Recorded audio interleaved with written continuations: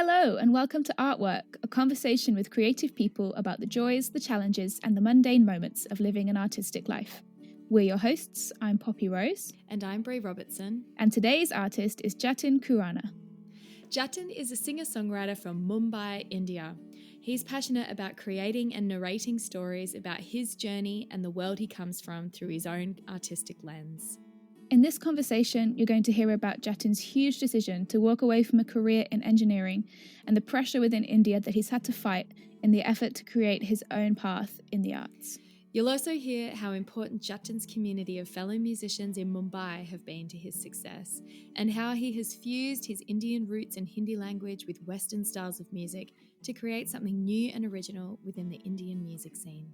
After 2 years of writing and improving his craft, Jatin has just released his very first single called Kaidi. You're going to hear all about that too. We can't wait for you to meet this fantastic human and artist. Let's begin.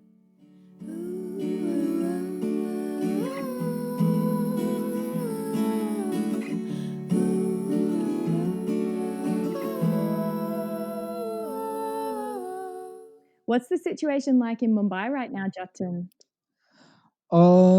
My area in Mumbai it's decent. Like it's not like out of control. It's pretty much in control. Like my building was a hotspot, the building that I stay in, and now no, it's no longer a hotspot. So it's better now. But the area around my building, like, so I stay in a colony. So outside the Okay. colony, there's an area which is like badly hit. Okay. So yeah, like Mumbai is pretty hardly hit because like there's a lot of crowd. Plus there's like strike. There's a protest also that happened during coronavirus thing. So, but then like now things are it's getting better now.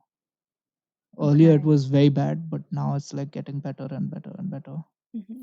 That's good. I can't really imagine it because when I was in Mumbai, it was so overwhelming. There were so many people, so many sounds, so many cars. Like it's unlike anything I've ever experienced before. It's all empty. It looks scary. I don't know. It looks scary to me at this point. It's clean now. The air is so clean.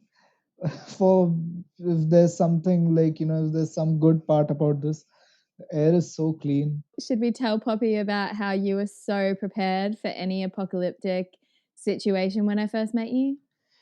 Oh my God. Yeah. Yep. I watched Chernobyl, and then I was basically I was an expert on radiation sickness and poisoning and everything. Okay. Like Oh, God. it was legit. I was prepared.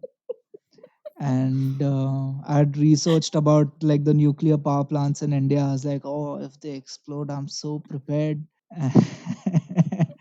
And yeah, then bit of an apocalypse came, and then I was like, oh no. I didn't mean it, which is why I watch a lot of like enthusiastic movies these days. Can you tell us the story of how you guys met? Because you met in India. Yeah. So Do you want to tell the story, Jatin? yes, I shall tell the story. So there's this guy named Nikhil who called me to perform at Mood Indigo, and I wasn't really interested in going to Mood Indigo. So I was like, okay, fine, I'll give it a shot because another friend of mine was going there. So we reached, and then we saw like Brie, with her fans and everything, and everybody's like, oh, that girl over there is the goddess and everything. And then I was like, oh, okay, let's see. I want to see a performance and everything. I got all competitive and everything. and and then Brie was like, oh, sorry, thank you so much. Yeah, and then turns out I didn't know that Mood Indigo was like happening before I came. Like a couple of days ago, there were like separate events. I didn't know that.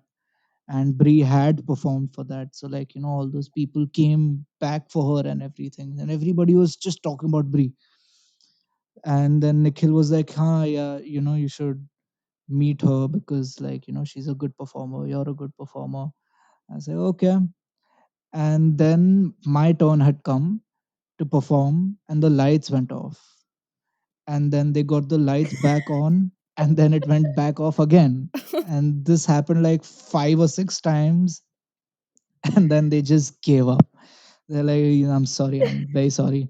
So then I was like, okay, you know what? I'll talk to the musicians and everything. And then I talked to Brie, and then I just like cracked one joke, which was really bad. I don't know what the joke was, but it was really bad. And then she laughed at the joke. And then I was like, you know what? She's very cool. And then, we start talking. And there's this guy who just whipped out a djembe and started playing all Bollywood tunes. And he thought like he was the man of the night and everything. Like, He did. like, oh my god, he just how long did he play for? He was just banging this drum for like 3 hours, and about 100 people were gathered around screaming Oh these my God. Bollywood songs, and Jatin and I were just waiting there going like, "Can we please tell this guy to go away so that we can sing some songs?" And the organizers of the stage were like, "We cannot break this up. We cannot. The mood would be terrible if we destroyed this moment." I mean, India is one giant improv country. Just whatever happens, everybody just flows and all. Like, there's no like timetable. Yeah, it was just one freestyle situation. It was incredible. And everybody knew the songs. That was what was amazing to me, is that this one guy was just banging on a drum and then someone was starting a song and everybody knew the words. Wow. And how it just showed me how crazy famous Bollywood is and how people just love it. And you knew all the songs and you were interpreting all the songs to me, Jatin, and I was like quite shocked and surprised by some of them. Um, but then there was one where Yep. there was one where you were like, "This is my story," and what can you tell us about that one? So there's this song which is called Give Me Some Sunshine, and it's about a kid who goes to an engineering college, but engineering is and that kid is actually passionate about engineering also, but you know the system is designed in such a way that it sucks the joy out of learning. So and he had made a project. He'd made like a good nice project which was like really pushing the boundaries, but the principal was didn't accept it just because the deadline, because he didn't submit it on time. That was like the behind story, like what was behind. That's not exactly the story of the song. The song is like much more deeper. Like, it's about how your um, how the society pressurizes you even when you're not interested in something. So that's like something that I think everyone in India, at least I can say, has experienced. सारी उम्र हम मर मर के जी लिए, एक पल तो अब हमें जीने दो.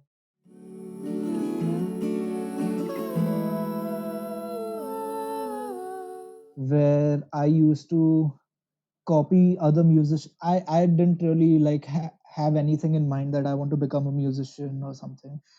But I used to like take David Guetta's music. I would upload it on SoundCloud, and then I would be like, "Hey guys, it's my music." For some reason, I did that, and and then that did happen. But then something good happened. That was the year when my parents bought me a guitar, and I had promised them that I'll get good marks that year. I didn't get good marks, but then I still got the guitar, and I would just play around with it, and it was like my toy, and I would just keep playing around. Still, I didn't have any thoughts of becoming a musician, and I would just for at first the guitar was a toy, and then I came to know about this thing where if you play the guitar, girls get impressed. So I would show off a little bit. I didn't get any girls, by the way, because I had no zero guitar skills. I would play "Give Me Some Sunshine," the song that I just sang. No girl gets impressed by that.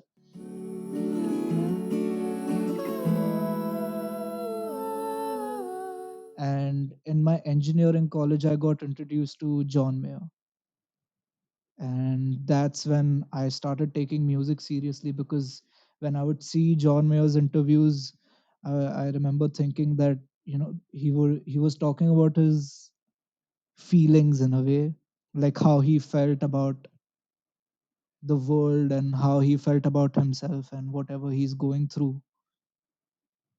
And I was like, oh, that's something that I want to do. It's a nice thing where you're getting all of your problems that you've created in your head out on a sheet of paper, and then you can talk about it comfortably, and you're getting paid to do it. So that was very attractive to me, and then I made the call of dropping out of engineering, and it was like a good engineering college, so my parents were reluctant. Can you tell us a little bit about what it's like growing up in India with this pressure and then choosing to be an artist? uh, so I find the audience's relationship with art kind of fascinating in India, because on one hand they really worship and admire artists, but on the other hand they still kind of hate it. Not hate it, but they don't take it very seriously. Mm-hmm. You have to, how do I put this? uh so if you sing a song, or this happens to me a lot, where a couple of elderly people will come, and then they will be like, oh, you know what, uh play whatever you can. So then I play my song, and then they're like, hey, you're so talented, but then don't pursue arts. You should, you're very good at it, but then don't do it just because it's a very tough industry or whatever. But then it's in India, the they don't, people don't get that the population in India is so huge that Mm. any industry is competitive. So Mm. music is just one of those industries where the competition is as high as engineering, you know. Mm. And on some level, I would even say that uh, in music, the competition is kind of less than engineering, uh, because every parent kind of forces, not every parent, but a huge chunk of the parents in India, they force their kids to do engineering, and music is something that you have to fight your the whole your society, and also very few people make through that. Was that a fight for you? Oh, it still is kind of. Engineering was kind of hard for me, so I was maybe I'd just write a couple of songs. And I remember writing my first song, and I called the whole floor, like, hey guys, I've written a song, check it out. And then they were like, yeah, yeah, so sing it. But then at that point, I didn't know how to, I don't know, it's very dumb. I just wrote a couple of lines, and then I was like, oh, you know what? you make the tune later or something. So I couldn't sing it. So yeah, like from there I started building, and then I realized that I wanted to drop out of engineering. Somehow, very I told my parents that I don't want to do engineering, and I had to fight earlier because the engineering college was kind of nice. uh, it was a reputed engineering college and everything, and they didn't want me to drop out, but then like I kind of left them no choice because I was very adamant on doing music. So then they were like, okay, you know what, and they just played along with it. And now they are, since I've like released a song and all, so then they're like, okay, you know what, like he's actually passionate about music. Was that an easy decision for you? Oh no, that was like the one of the most toughest decisions that I've ever made, because like it's a whole hierarchy of pressure, because like in a way, so there's this neighbor who used to live right beside our house, and her kid had done engineering and he had graduated with very good marks and everything, and like he was going to Japan. And so she would tell my mom about all these things, and then my mom was like, oh, you know what, I want my son to do these things, so then she would tell me. So it was like a hierarchy, but then yeah, it was like a very tough decision for me.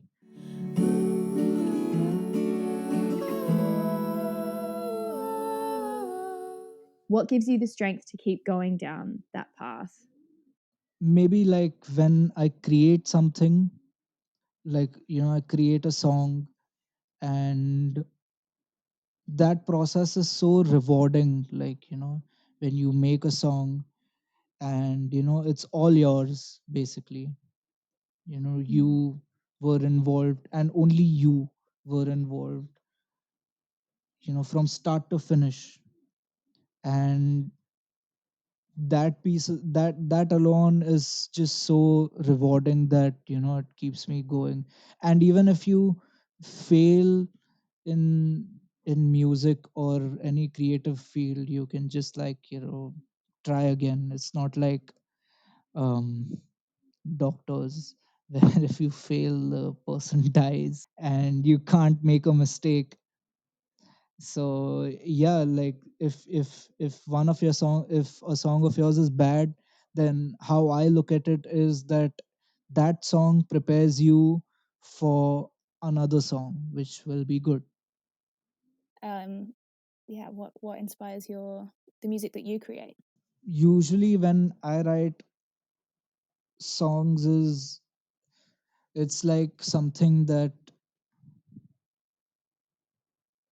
something that has happened with me in my life. It can be something that is happy, or something that is like bad.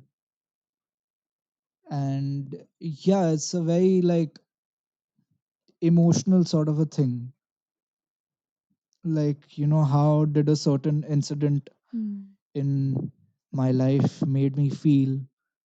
So, and it's also like a very sort of a deep journey to find out how I feel about things, and like discover like who I am also. Like it's like a journey.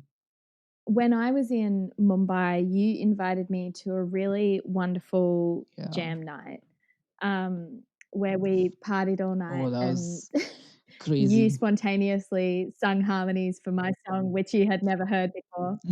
Um, Yep. and you were like, I need to practice my harmonies. I need to get better at harmonizing. So we would choose a karaoke song and just harmonize with each other in this really loud Yeah. bar. Yeah, Oh, exactly. it was so funny. Exactly. So funny. That's how we practice also. Like that's the funny part. That's how I learned harmonies. I'm not even kidding. By singing karaoke in a loud bar. Yeah. So there's this one girl. her name, like she's a good friend of mine. She's also a singer, and she's like, "Oh, hey, you wanna sing harmonies?" I was like, "I don't know how to sing harmonies," and then she's like, "Yeah, you know what? Like, just look at me and then sing with me." And it was the same bar we were at, and we just started singing, and then little by little, one day I didn't suck. Like it was actually very nice. One day, and the rest of the days were like really bad. One day somebody told me to shut up also, I remember. Drunk person telling you to shut up is like, really blow to your self-esteem. In that jam night, there was an incredible group of local musicians, and you guys seemed so tight. Like you are a community and you're all very good at what you do. Can you tell me a little bit about like how important that group of people is to you, and like um, in discovering yourself as an artist and finding your place? Yeah, I used to perform at a lot of open mics, and I found this group of musicians, and they would come to something called as a tilt jam. And yeah, I got invited to one of them, and I saw, like, like Bree said, like everybody in that group was good. And then I, went for a jam, and then first night was very bad for me because, like, I was like, oh my god, everybody is good, damn. And like everybody over there has been performing for at least 2 years, and I think I'm the youngest musician like who recently started performing. So for me also, it's almost 2 years now. But everybody over there is just very good, and I would go to their jams, and I'd keep performing, and they started liking a few songs of mine. And so what they did was like a really wonderful thing, that they like first of all they would back me up as a full band, with my song and everything, which is why, like, since they did it spontaneously, which is why I also have a habit now to just, like, go up on stage, and even if I don't know a song, I can at least add harmonies. And these guys, got me in touch with a studio, and with a distribution company. uh, they even helped me, like, those people played the drums, and guitar solo is all because of those guys. For me, I think about this a lot, that I couldn't have recorded and released an EP on my own. You really Yeah. do need a community of people around you to support you and make you and Mm. help you achieve these creative goals that you have. But especially in your situation where like it's been such a huge decision for you to pursue something creative, and to have that group of creative people who are really working hard and who are really supportive must help a lot, um, to encourage you to keep going, I guess. Yeah, like, it's basically, they taught me that when musicians like work together, that it's much better.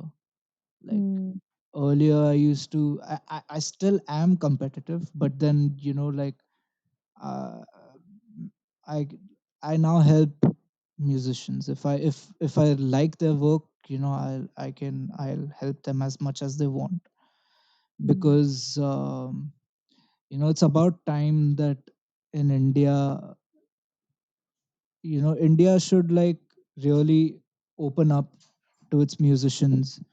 And like Bree, you saw, like, the whole community of indie musicians, and it was like kind of bigger than Bollywood, because like everybody just came over there and spoke their heart out, and it kind of does not sound what you see in the movies. mm. And I guess like we've talked about this before, but how in India there's such a huge arts industry, but so much of it is dedicated to Bollywood. You can't go against Bollywood because you'll have to work with it, like, in a way, because they have a good control of the, quite frankly, like, if suppose one day some um, a established Bollywood artist sees a song of mine, hears a song of mine, and he likes it, it can just really blow up overnight. Like,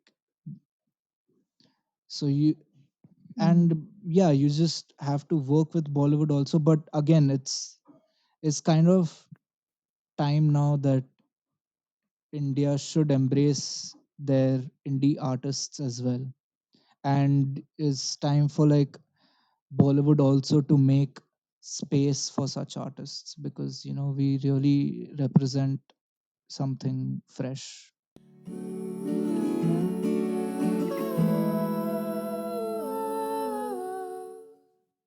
You've just released your very first single. Can you tell us a Yeah. little bit about this song and the Oh my god. process and how you feel now that your first song is out? Yes. Tell us everything. Yeah.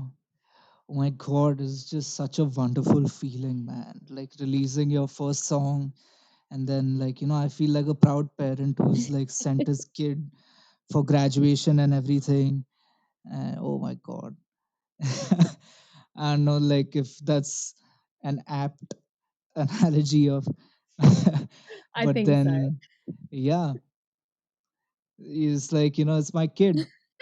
But then, so the song that I've released is called Kaidi. It means a prisoner.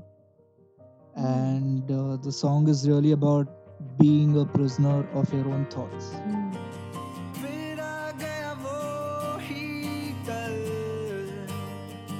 जो मुझे लगा बीत चुका हाँ यादों का है ये दलदल जिसमें मैं धंस चुका हाँ हाय बारिशें Certain thoughts that you can't get out of your head. And when the process was basically like, um it was just raining, it was rainy season, and I was just fidgeting around with the guitar and kind of came up with a nice guitar tune. And that reminded me of something in my life that took place in my life. And then I just scribbled around a little bit, and then this song came out quite naturally. But usually when I write my songs, it comes out of like hard work and labor and everything. But then this song was actually like, it just naturally, it just came out. So, something special about your music is that you write in Hindi, right? Yeah. Yeah. So you're actually creating quite a unique style, or you're creating quite a niche style for yourself by writing in Hindi, but not in the typical Hindi genre. Yeah. So I have not really grown up listening to. So I've listened to, like, when I was a kid, I used to listen to David Guetta, Tayo Cruz, and all of the EDM stuff. And then um, I've basically been exposed to all the pop music and not Bollywood music as much, because I would just listen to like the pop music and everything. And then Ed Sheeran came, and I would listen to Ed Sheeran. And then John Mayer came, and that's when, like, I got very serious with music. And I would look at his like I would look at the songs that he wrote. I'd Google the lyrics and then try to dissect them.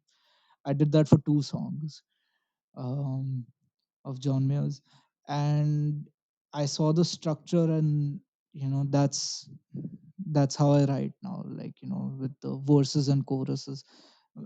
Usually, when in Bollywood, if the song Bollywood is also like embracing the style now, but yeah, there are a lot of songs where the writing style is quite different.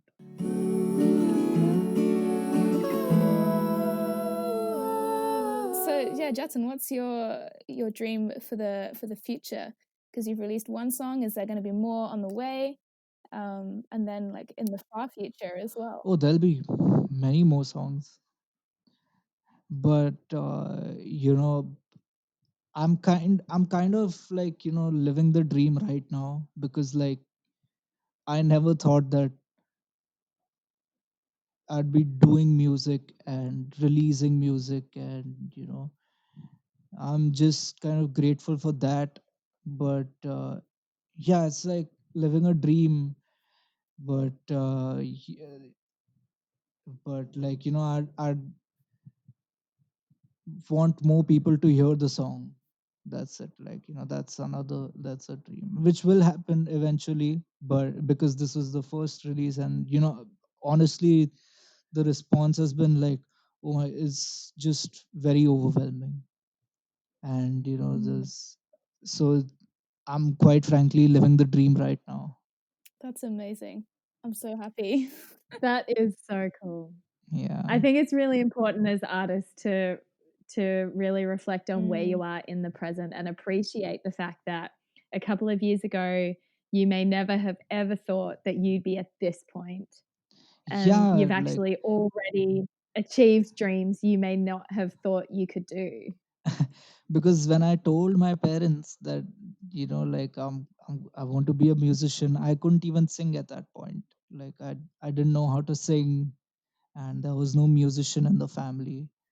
So from there to having a community full of musicians who just help you so much, and s- uh, getting such an overwhelming response is it's a dream. It's a dream for me. Like, Oh, I can't stop smiling listening to your story.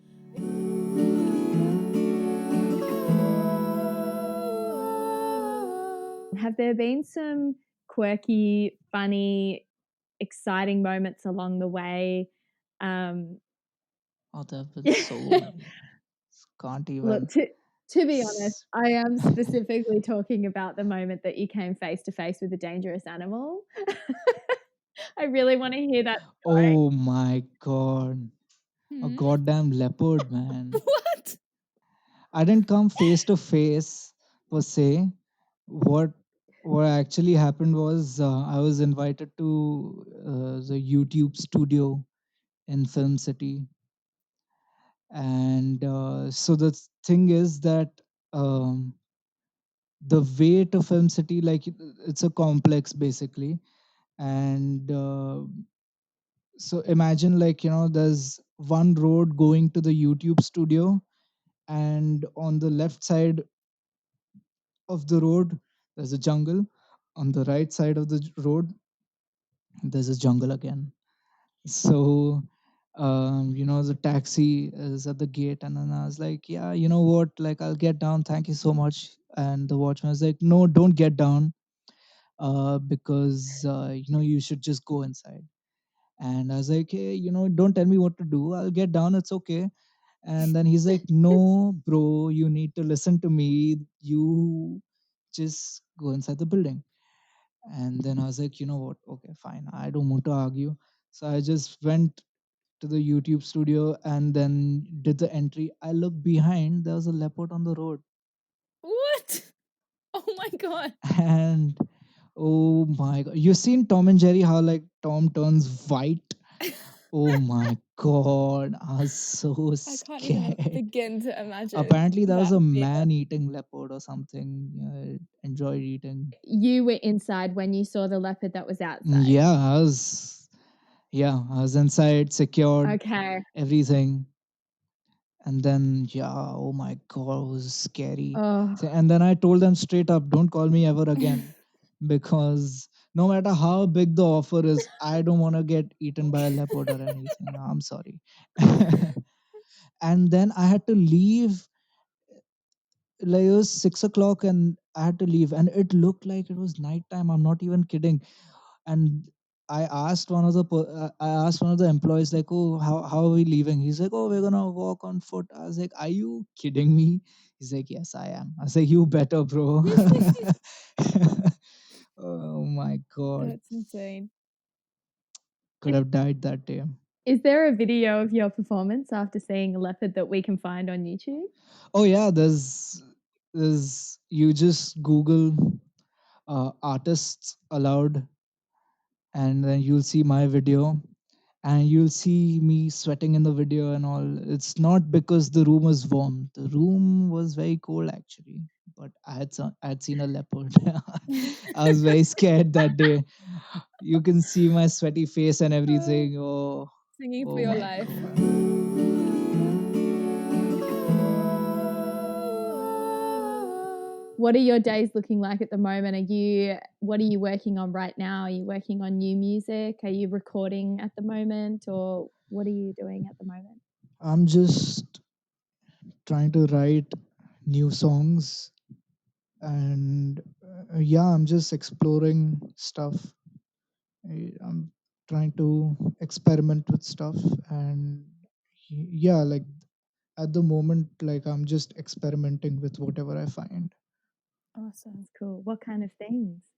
I read a lot of poetry, and at the same time I watch a lot of documentaries about space. Yeah, like since space is like very fascinating for me, I really try to um like put that into my writing somehow. And yeah, I'm just like learning more and more guitar riffs and experimenting with it. And yeah, like it's just I like it, but then I wish I could go out. Yeah. Oh, Yeah. So when people listen to your songs, Jatin, what do you hope that they um, receive from the work that you've created? What do you hope to say, or what do you hope to give people that listen to your music?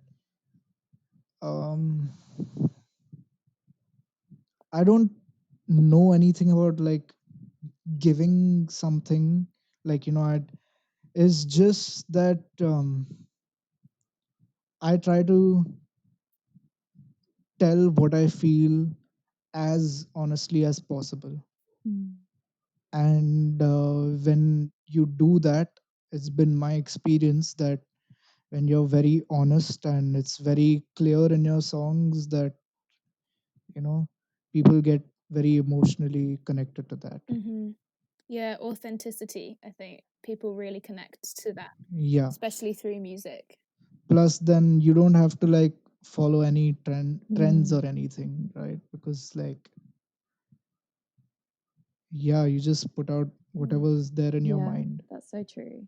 I went to this workshop once with a music manager who used to manage quite a few like big bands in Australia, and he said to everybody in the room, like, a lot of people listen to what's on the radio, or they listen to bands that they love, or they listen to playlists on Spotify or wherever people consume music, and they go, oh, that's what's sounding good right now, or that's the sound that I want to make, or that's what I want to talk about. And then they try and recreate something, which of course we're all influenced by artists, but I think sometimes we feel that pressure to recreate something that you think people will like, or you think people will connect with. And then in that process, you actually lose your connection to it, or you're not actually creating something from your own heart. And I think the most powerful thing an Yeah, artist can do, no matter what they're creating, what they're making, what genre they work in, is as long as it comes from their heart, there's something special about that people can connect with. Do you have any nuggets of wisdom you'd want to share with people who also want to pursue music or other arts in India or across the whole world that you want to share? I mean, technically, I would love nuggets of wisdom because it's my first song release. But then, if somebody who wants to start making music is, I would just advise to stop thinking about everything and just start. Like, start writing, like, sit down with a sheet of paper in front of you and just, write whatever comes to your mind, because that's how it really sort of starts. Because the most difficult step, according to me and what I've experienced, is that you have to start somewhere, and once you start the work, it just carries itself, even if it's good or bad. Yeah. Yeah. Awesome. And what's something that you just love about the life that you're living right now, being an artist? What's one of your favorite things about being an artist? The most favorite thing is that is when like people come, and then people come to me and they genuinely liked something. And I've been hearing a lot these days, like a lot of compliments, like um I try, it's so like nice to hear them, but then, like, whenever I hear these compliments, I was like, oh, okay, fine, now let's move on to the next work and don't look at the compliment. But then I enjoy it also. The thing is, like, when people tell me that, oh, your song got me through my project submission, and those sort of things, your song got me through a bad time in my life, because they sort of had a journey with the song itself, which is what I really like, and which I didn't even think would be possible with my music. So it's like very nice when people tell me that.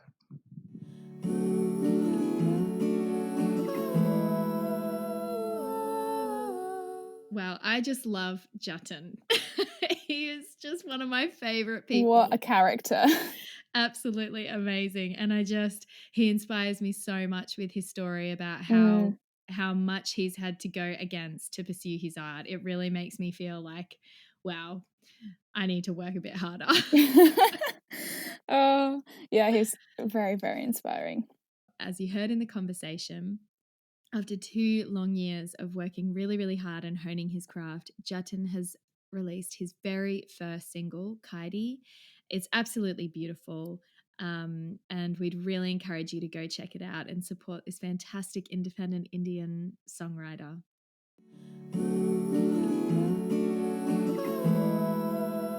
Thank you so much for listening to today's episode. To find out more about the Artwork podcast, you can find our links in the show notes, as well as all the links to today's artist. And if you've enjoyed this episode, we'd love it if you would take the time to rate and review it so that more people can find us in the future. If you know someone who you think would be interested in the topics we've discussed today, why not share this episode with them? You can follow us on Instagram at art.workconversation.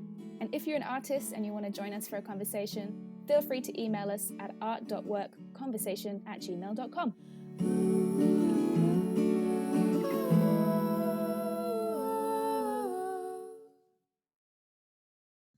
Oh, let me tell you, when I was in 6th standard, from 1st till 5th standard, I didn't have a drawing subject, first of all.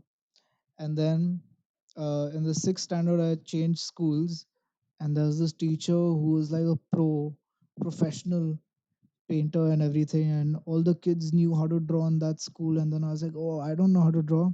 And that teacher was like slightly old. No, she's very old at that time also. And then I would like take my painting, which was really bad, and I'd show it to her. She would actually pretend to die after looking at my paintings, and she would wait. This chick would actually wait for me to take my papers and leave, and then she'd be like, next. Which is why I've never touched a paintbrush in my entire goddamn life.